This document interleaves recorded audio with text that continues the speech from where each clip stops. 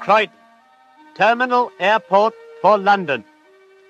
Time, 6:30 a.m.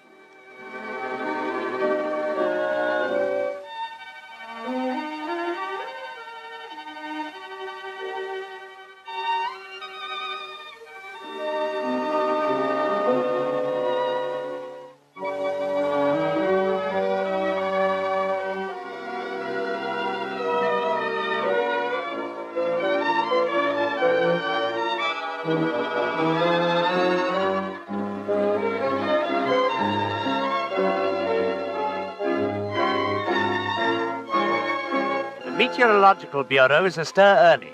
Experts gauge the direction and velocity of the wind at various altitudes by observing the movements of the balloon through a theodolite. The Bureau is in constant touch with local and foreign meteorological centers and can advise aircraft by radio at all times of conditions prevailing along their routes. These are indicated by means of a key table on a weatherboard in the main hall. A small plate changed every hour indicates the exact state of the weather at the last report.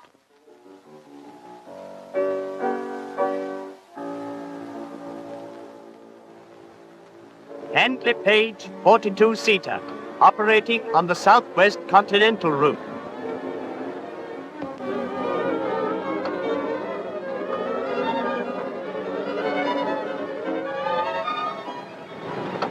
Fokker F.XII, London to Rotterdam, with connections to cities in northern and eastern Europe. Early morning inspection. While the cleaners are at work, a searching examination is carried out by an expert staff of inspectors and engineers.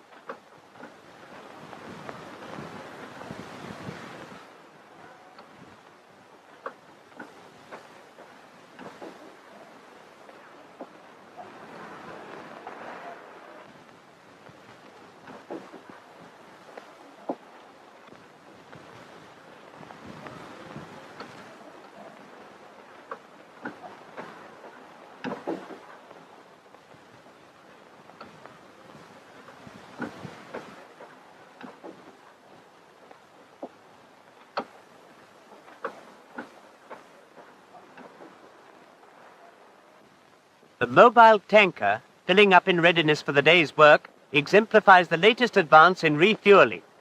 By delivering fuel to aircraft on any part of the ground, a considerable saving in time is effected. Certified for 24 hours service, the Handley Page is towed to the embarkation point to take aboard her complement of freight and passengers.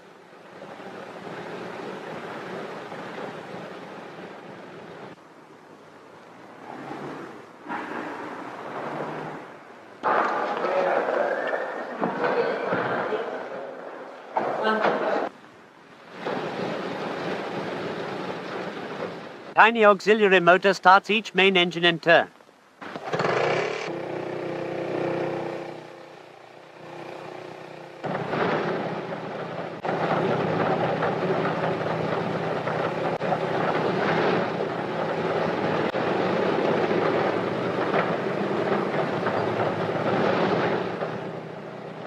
Cargo, consigned to Cairo, Baghdad, Singapore, Surabaya, and Brisbane.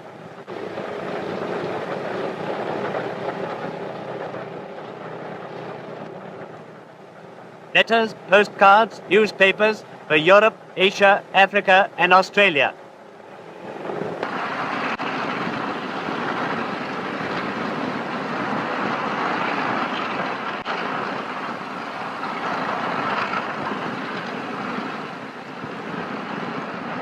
Code permit to Imperial Airways liner to leave customs area.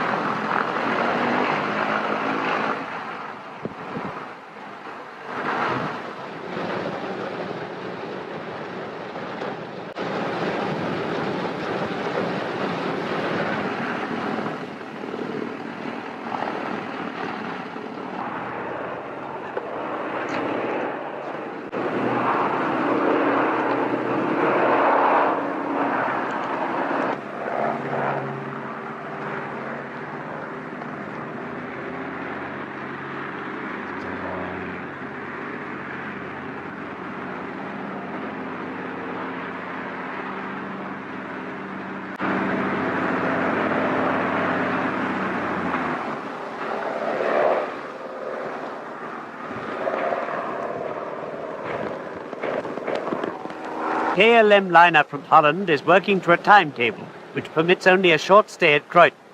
While passengers and cargo are being discharged and a fresh load taken aboard, a mobile tanker refuels her where she stands. Alternate way forward, tanker? Yeah. Okay.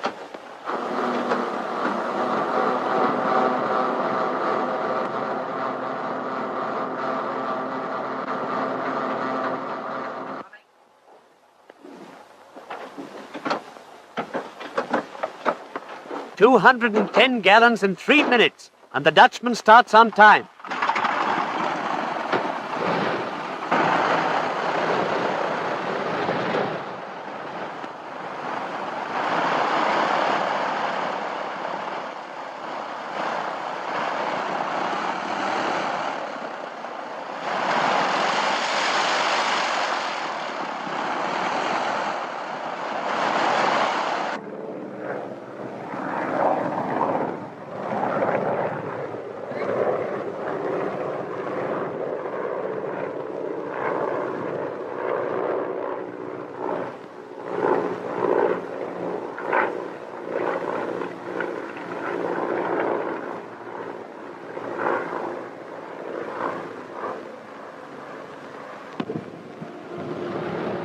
Lufthansa Junkers.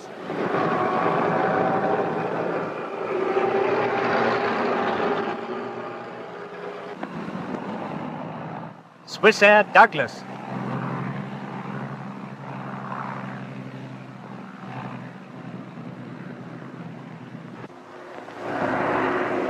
From the time an outgoing liner leaves the ground, radio communication is established with Croydon.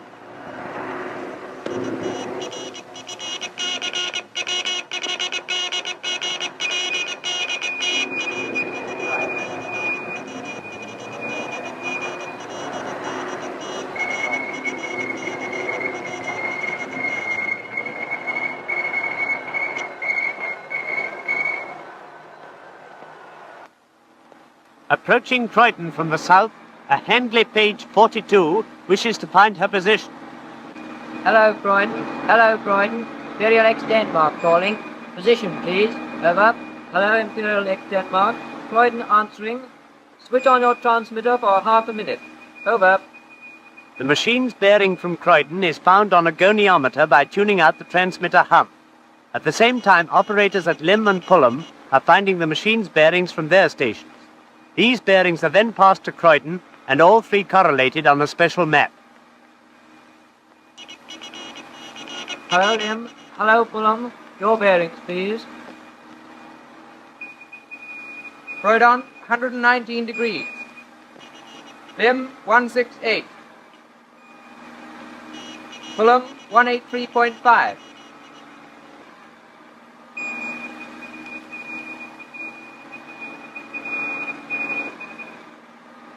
Five miles east of Dungeness. Hello, Imperial X Denmark. Croydon calling. At 12:15, your position 5 miles east of Dungeness. Over.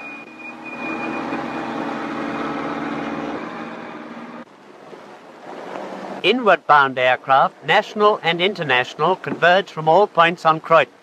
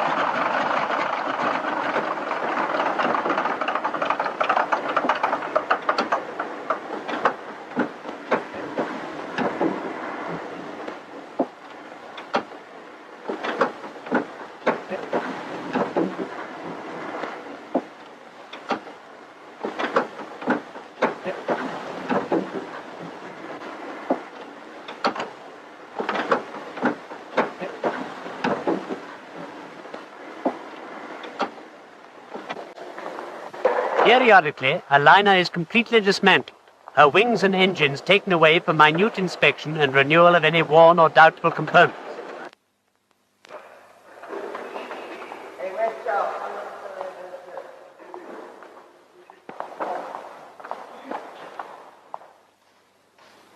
After removing such accessories as magnetos, carburetors, etc., the cylinders are carefully lifted, followed by the pistons. The removal of the front half of the crankcase leaves bare the crankshaft, which is extracted complete with piston rods, these being detached later. Every component, as it is taken down, goes through a cleaning process to remove every particle of dirt and old oil. This precaution lays bare any flaw or weakness to the keen eye of the inspector. When the cylinder has been thoroughly cleaned and examined, the next process is to grind in the valves. Possibly new valves or valve seats have been recommended, for it must be remembered that these engines have flown 50,000 miles or more since last they were opened up for examination.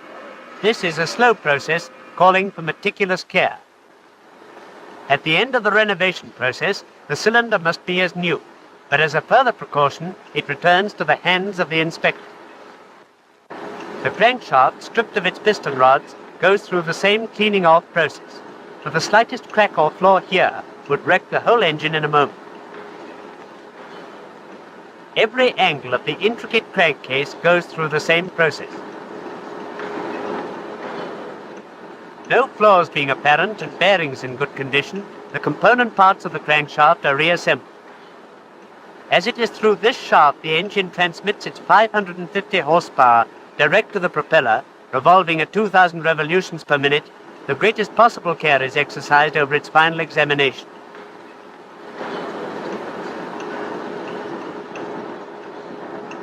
Each of the component parts having been passed or replaced, they are gathered together, and the process of re-erecting the whole engine is proceeded with, and the order of dismantling reversed.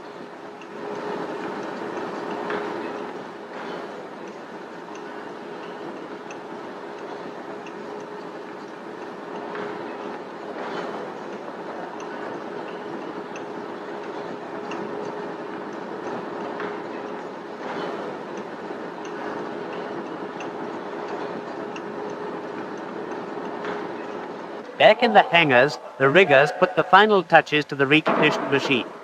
The engines are back in position, the propellers go home, final inspection on the wings is completed, and another day's work is done.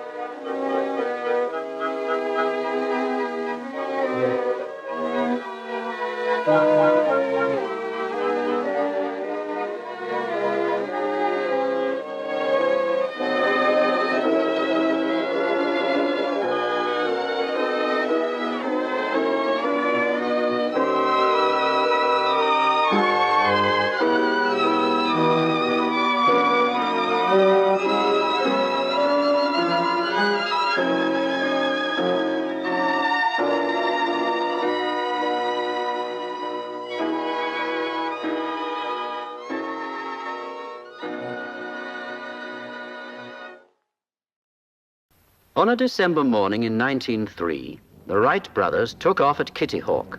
They remained in the air for 12 seconds at a maximum height of 9 feet. The result is this.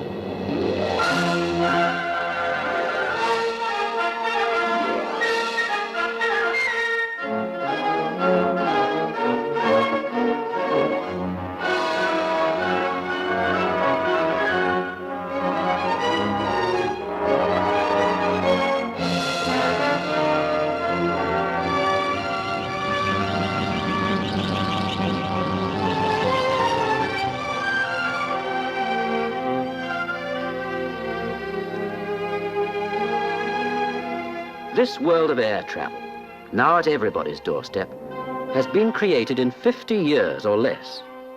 A world of flashing propellers, shimmering jet streams, gleaming shapes. A world so exciting that it's sometimes hard to get it in focus.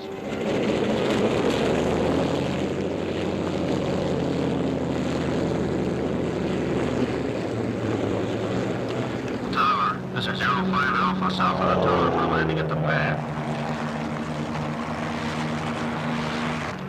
05 Alpha, this is Untitled Tower. Check the conveyor, taxiway 5. You cleared to land at the pad, over. From airports round the globe, passengers are now leaving on regular scheduled flights at a rate of more than 70 millions a year. Some are already old hands in the air. But for many, there's still the thrill of novelty. The bustle of preparations all around. And behind the scenes, too, there are operations.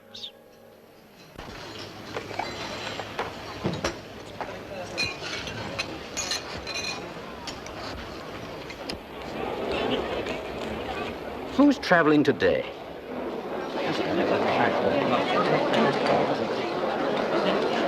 Passenger Margaret Fleming, for one, of Kilmarnock, Scotland, bound for Aklavik, northern Canada via Montreal.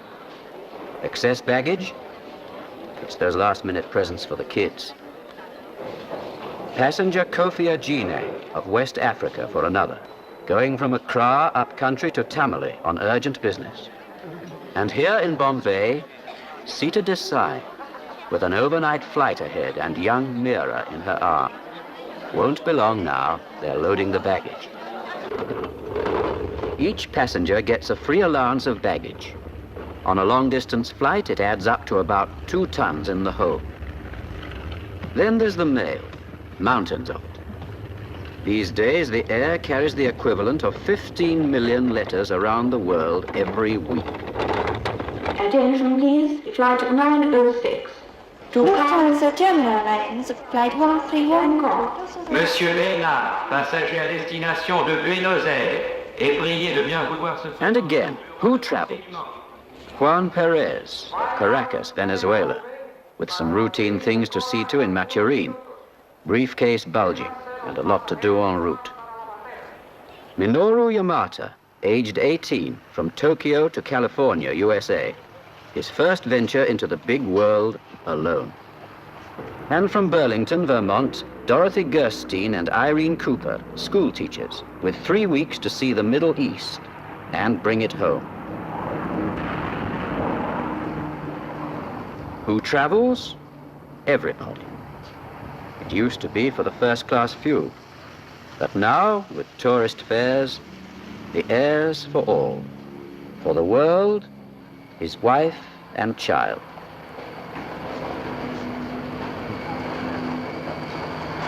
And sometimes even his goose. Goodbye, good trip, and happy landings. This is the captain speaking to you from the flight deck. We're about to take off now. Fasten your lap straps, please. And no smoking till we're airborne. Thank you.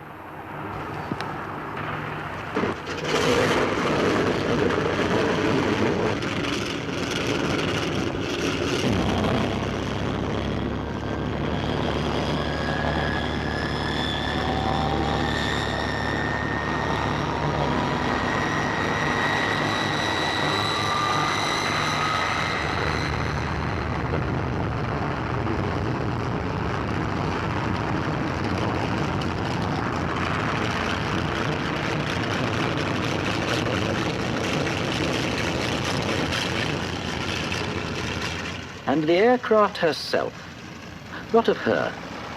She'll probably be a Douglas, a Boeing, or a Lockheed Constellation, a Convair or a Vickers Viscount.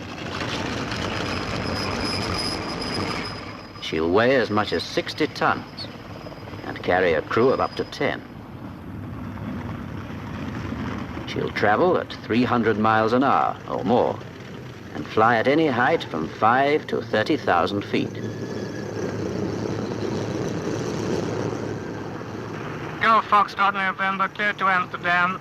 Cross Epsom 2000, 7 Oaks 3000, Climb onto radar and obtain 15,000 feet. Runway 17, the wind south-southwest 5. Hotel Foxtrot, your traffic is Stinson now on final and DC3 living pattern outbound heading for 180 degrees. Over. Flipper 100, you're cleared to taxi to runway 25 left by taxiway Charlie and runway 13 left.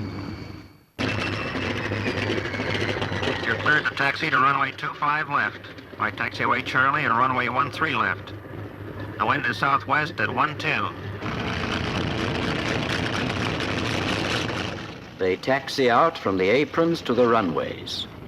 Slowly turn and stop for the final check.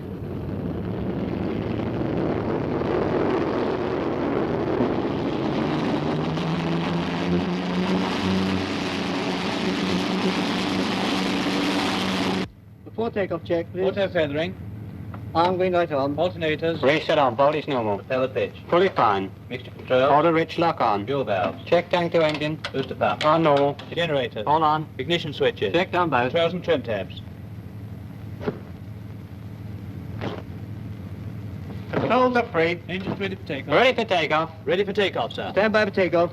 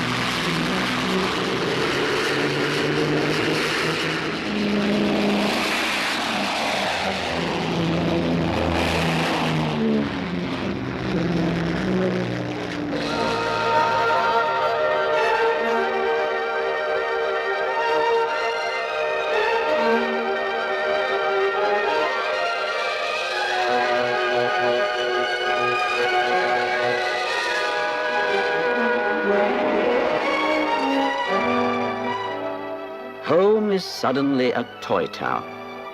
It may be Miami or Beirut you leave behind.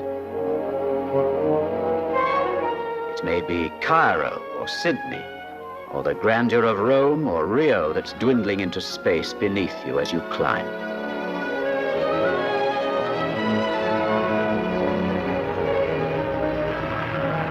None of them now. No place on this earth is more than 2 days' distance from any other.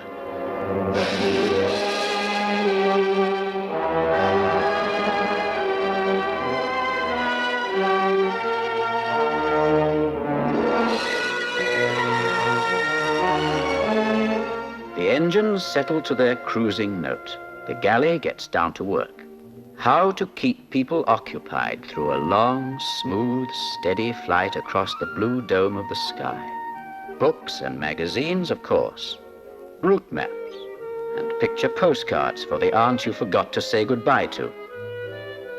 How to keep people occupied? This is one way that never fails.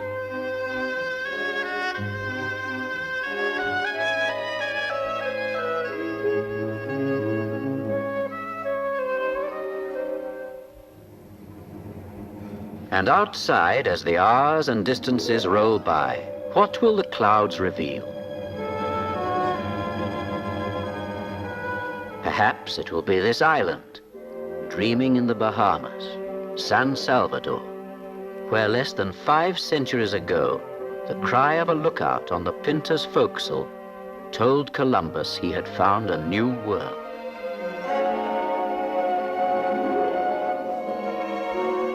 Perhaps it will be these wild shores of Newfoundland, where the long ships of Leif Erikson scudded through the storms on their way to Vinland.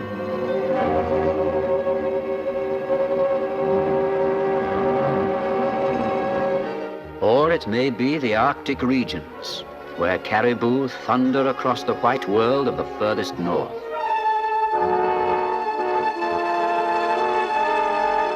Or you may glimpse these gleaming snakes of water gliding through the eastern jungles, Mekong, Chindwin, Brahmaputra, Irrawaddy.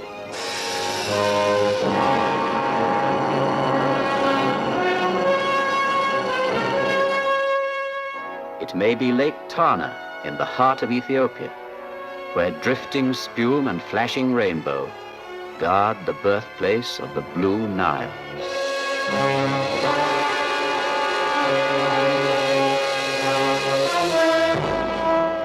Or you may look down into the tremendous mouth of Popocatépetl, towering 18,000 feet above the sea, crater within crater.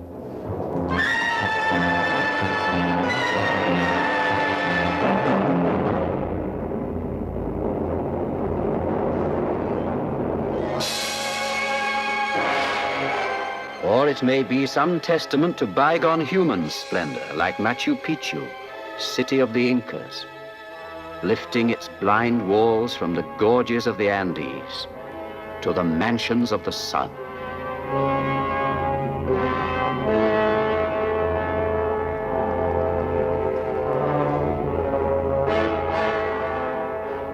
Or yet again, your path across the sky may lead you through the very summits of the world.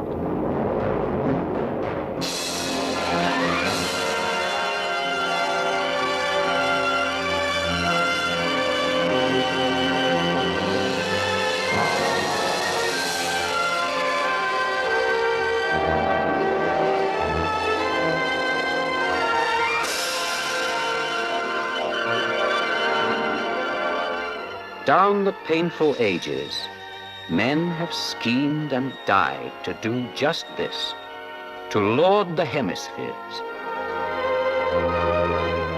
What has brought us now this sudden swift success?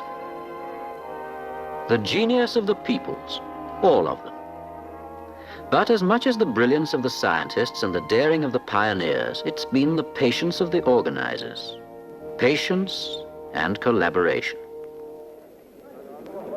This is a body of which little is heard, IATA, the International Air Transport Association. Its present Director General is Sir William Hildred of Great Britain. IATA's members are the international airlines, about 75 of them all told. They inherited a world of regulations made for caravans and wagon trains and sailing ships. Progressively, they've freed the sky from this archaic outlook, hammered out a common order, common codes and standards. Argument, competition, cut and thrust. But out of it all, the air has emerged as an outstanding instance of international good sense. Look beyond the conference room at how it works in practice. Look, for example, at this aircraft, approaching the shores of the Levant. They've just 3 weeks, remember, to see the Middle East. 3 weeks, and so much to see. Let's not go here, let's go there instead. But what about the tickets? Can we change them?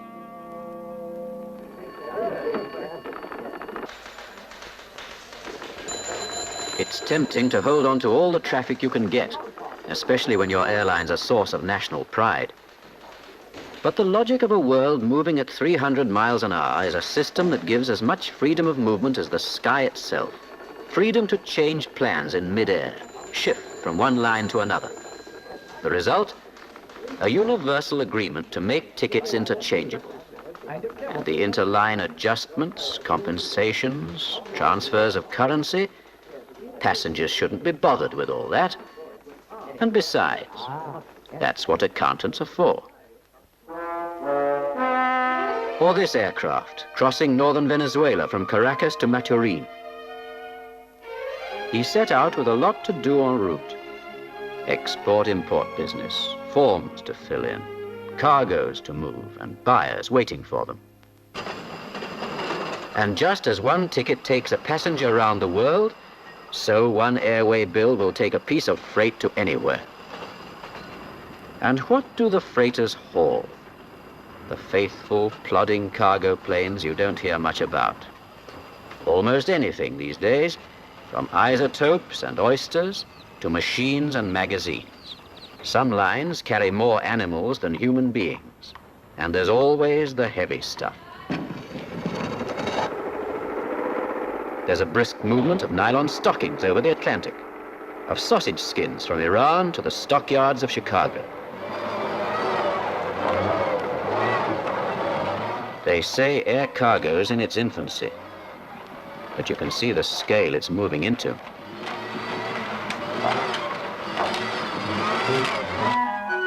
Or this plane, heading out over the Pacific, eastbound from Japan. His first venture into the big world, and his first visit to a crew in the cockpit. What makes a crew? Training, and above all, training up to standards accepted everywhere. And here another body makes its contribution. The International Civil Aviation Organization, an agency of the United Nations.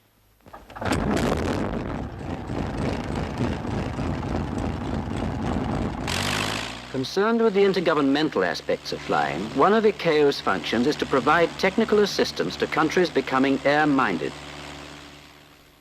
Where safety is concerned, nationalism has no place. In training for airline work, you've got to make sure that a Mexican pilot can land an American plane under instructions from an Indian controller using Dutch radio equipment.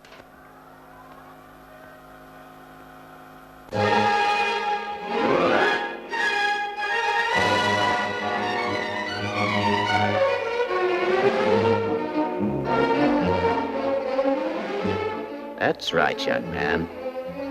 Have fun while you can. Soon you'll be under the cold eye of a tight-lipped airline captain who doesn't believe in giving passengers ground for complaint.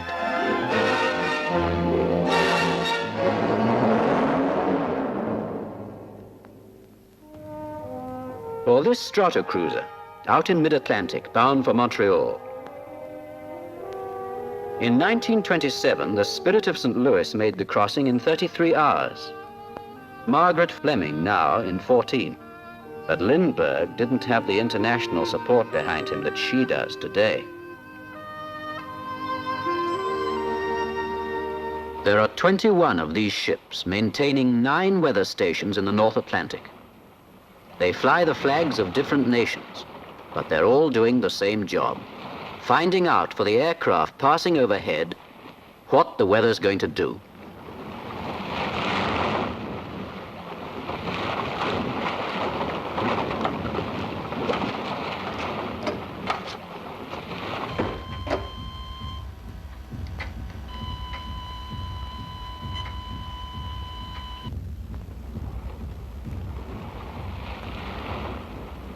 And the ships, in turn, are meshed in with hundreds of weather stations round the world.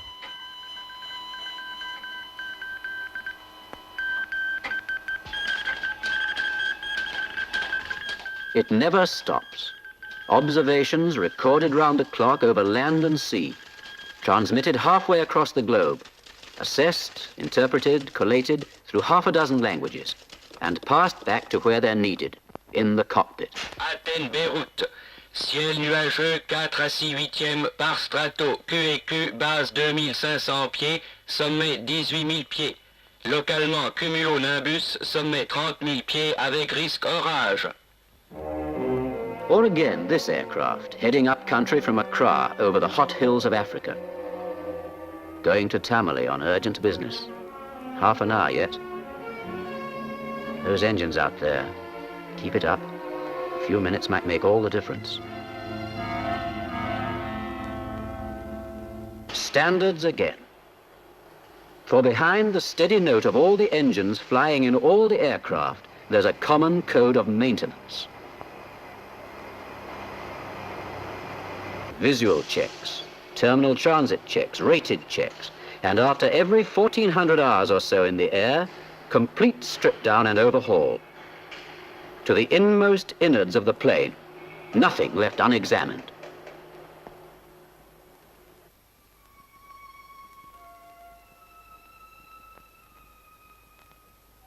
Or this, halfway out from Bombay, over the Arabian Sea. Time, midnight.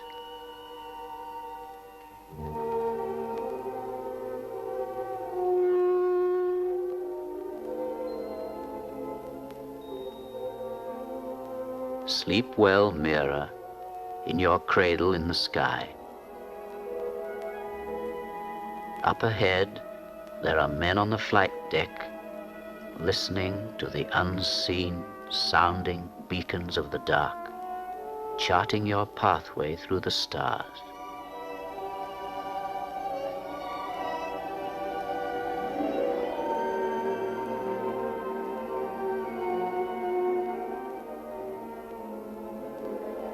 Sleep well in your cradle in the sky. Beneath you, a continent astern, an ocean ahead, men are watching your progress through the arch of night.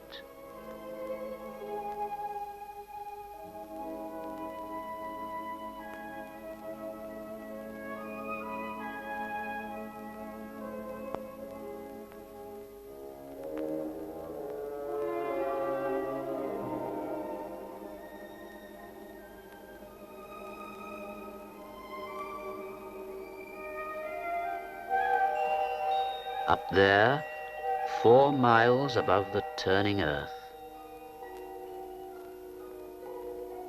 you're not alone.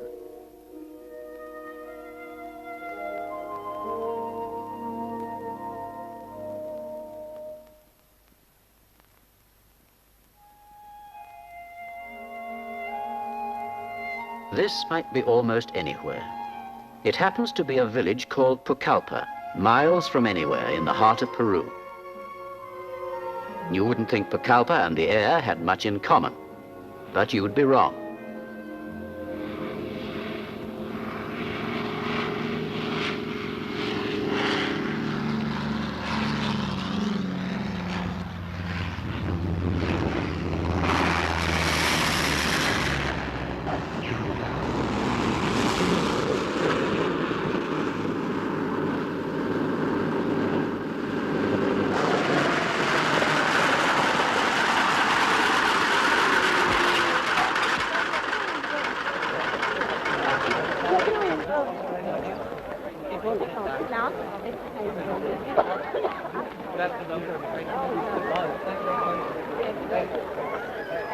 Three times a week, the plane brings in the mail and papers, humps the groceries and hardware, doesn't forget old Manuel's medicine.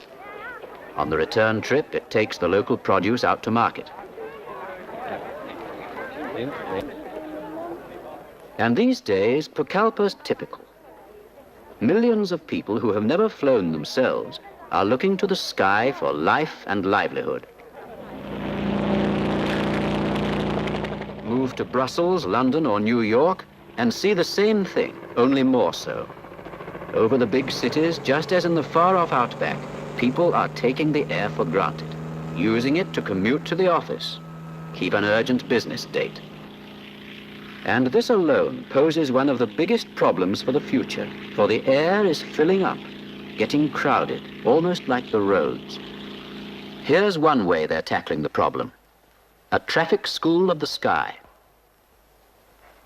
Indianapolis, ATC, this is Eastern 747. The operators are feeding information on the speed and direction of imaginary planes to a central plotting room. ATC, this is Eastern 747 over Maxwell intersection at 25, 10,000. Estimate Indianapolis at 33. Request change of flight plan to land at Indianapolis. Over.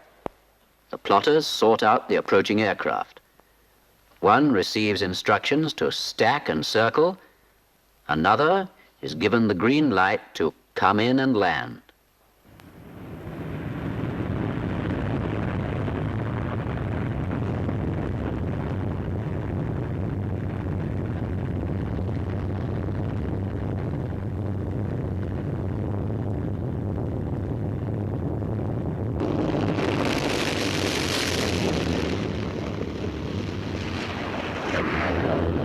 And the aircraft of tomorrow, their power and performance, speeds and shapes. What does the future hold for them?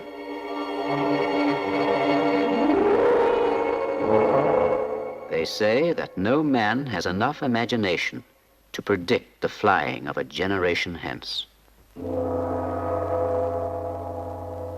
But ideas are on the wing. Vertical takeoff, one way of freeing aircraft from the weight of landing gear, of abolishing the runway altogether.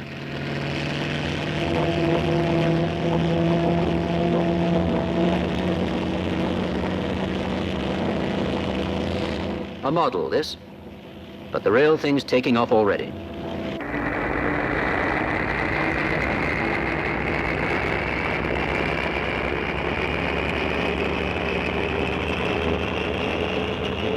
Direct lift, then forward, perhaps faster than the spin of the Earth. For real as well are speeds of over 1,000 miles an hour.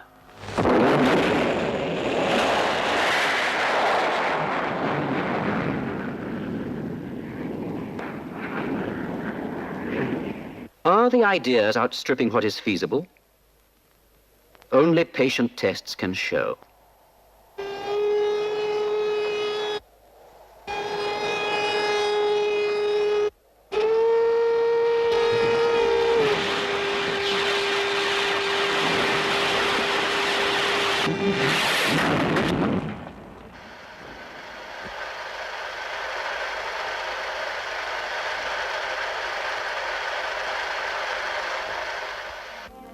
Leave France after breakfast?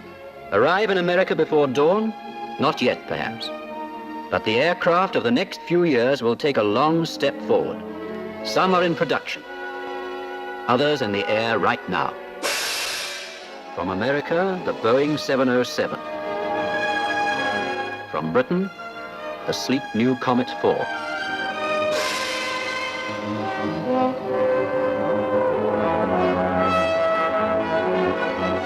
Turboprop Britannia.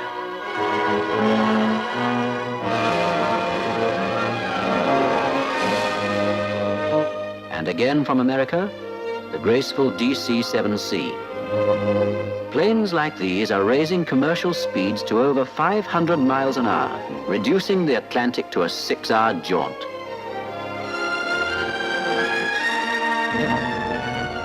And down below, the airports extend and multiply their concrete networks.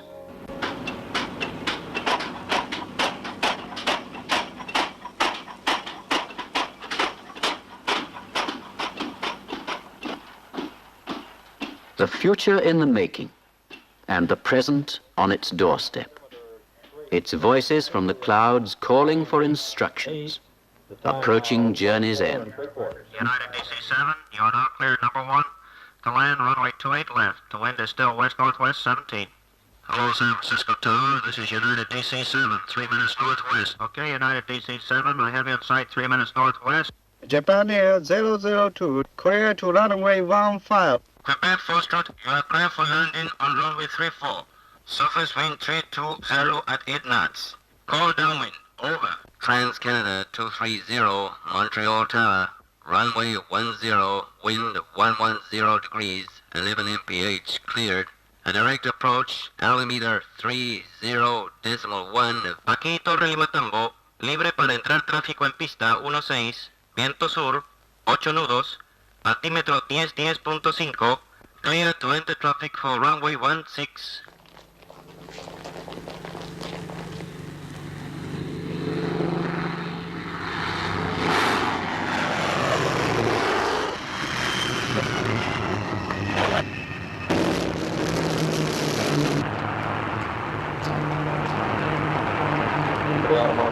A few hours back, they were taking off from all the airports everywhere. They've leveled the mountains, telescoped the oceans, shriveled the prairies and the deserts. Now, one every 5 seconds, they're coming in.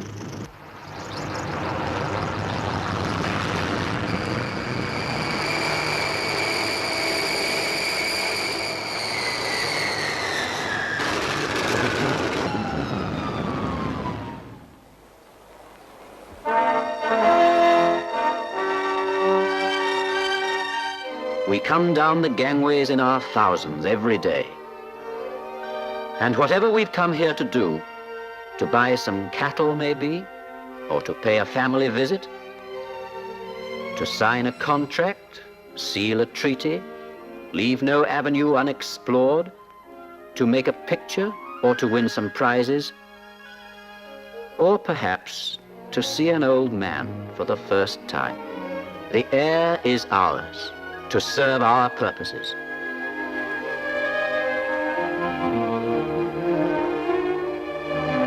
$70 million of us every year already, for whom the patience and the planning, the exacting standards set in common, have made a third dimension real, to whom for the first time or the 100th, the clouds have sung their song of wonder.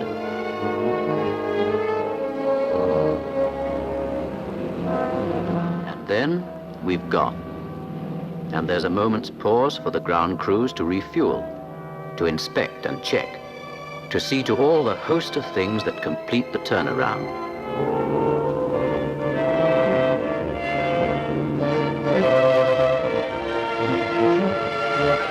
In the air, it's been a day like any other. But what has it meant for just a few among the thousands who have passed it in the sky?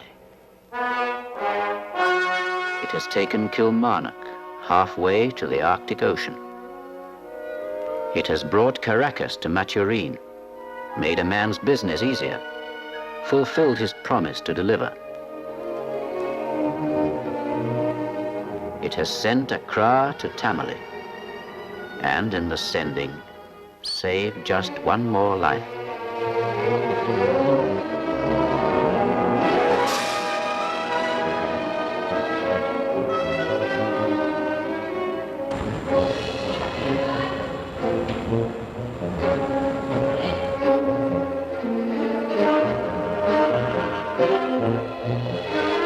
It has set down Burlington in Baalbek to realize a dream and take it home.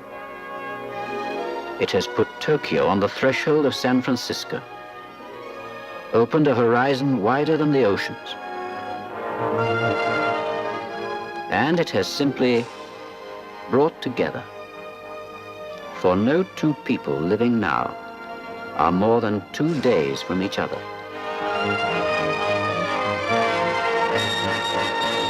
And who knows how soon the time may come when it will be 2 hours.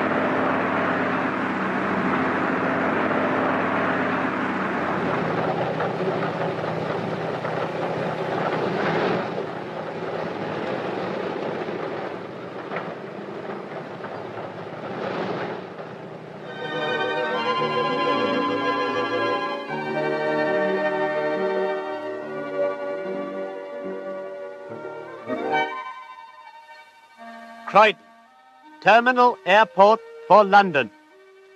Time 6:30 a.m.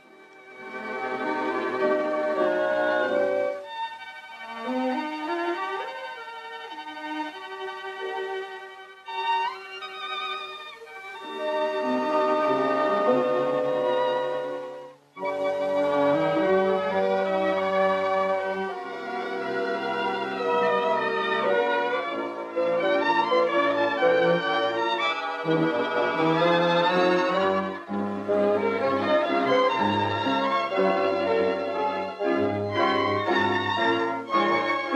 Meteorological Bureau is astir early. Experts gauge the direction and velocity of the wind at various altitudes by observing the movements of the balloon through a theodolite. The Bureau is in constant touch with local and foreign meteorological centers and can advise aircraft by radio at all times of conditions prevailing along their routes. These are indicated by means of a key table on a weatherboard in the main hall. A small plate changed every hour indicates the exact state of the weather at the last report.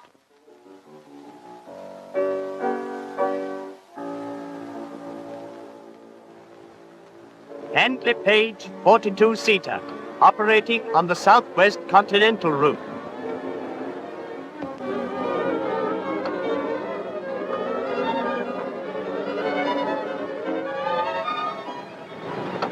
Fokker F.XII, London to Rotterdam, with connections to cities in northern and eastern Europe. Early morning inspection. While the cleaners are at work, a searching examination is carried out by an expert staff of inspectors and engineers.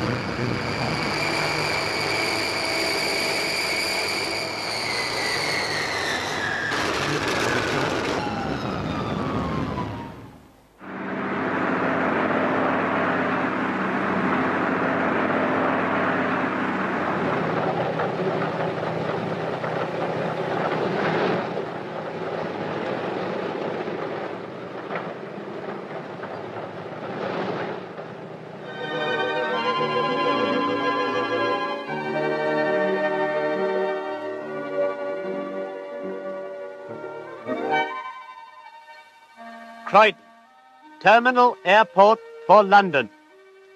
Time 6:30 a.m.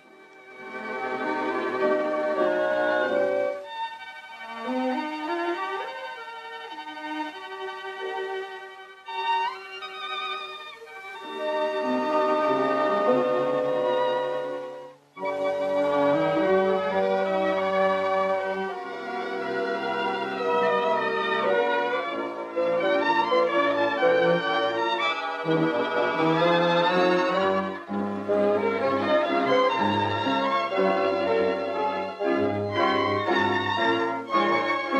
Meteorological Bureau is astir early. Experts gauge the direction and velocity of the wind at various altitudes by observing the movements of the balloon through a theodolite. The Bureau is in constant touch with local and foreign meteorological centers and can advise aircraft by radio at all times of conditions prevailing along their routes. These are indicated by means of a key table on a weatherboard in the main hall. A small plate changed every hour indicates the exact state of the weather at the last report.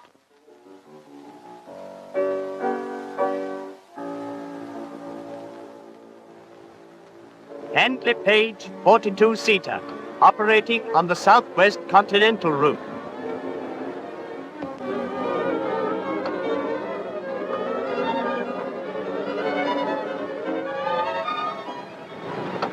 Fokker 12, London to Rotterdam, with connections to cities in northern and eastern Europe. Early morning inspection. While the cleaners are at work, a searching examination is carried out by an expert staff of inspectors and engineers.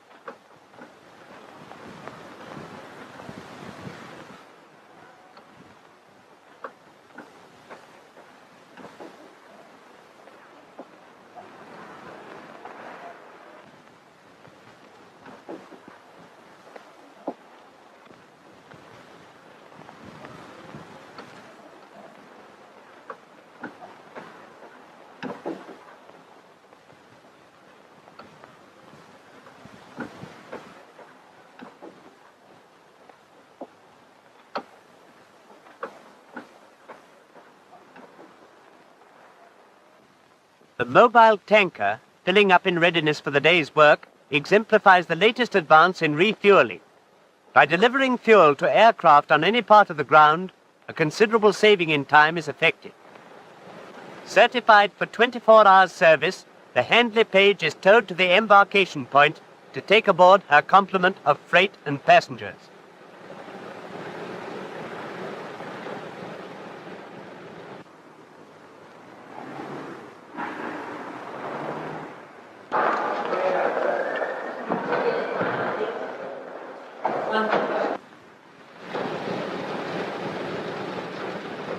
Tiny auxiliary motor starts each main engine in turn.